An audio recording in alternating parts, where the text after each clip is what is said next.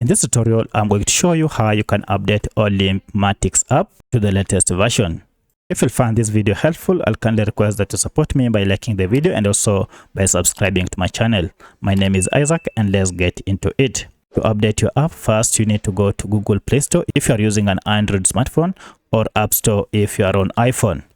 For my case, I'm on Android and therefore I'll go ahead and look for Play Store, and my Play Store is here. So if I tap on Play Store, I'll get to this search option and therefore I can just search for my app. And as you can see, my app is here. It is already installed. If I tap on it, you can see we have an update that is available. Now, by updating your app, you'll be able to fix errors and also bugs, as well as security issues related to your older version. You'll also be able to get the latest features that come with this up-to-date app.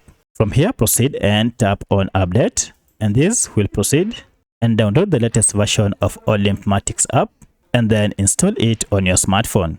Once the installation is done, you'll be able now to open the latest version of Olymp Matrix app.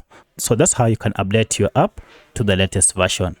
If you have any other question, kindly let me know in the comment section. Otherwise, thanks for watching and let's meet in the next video.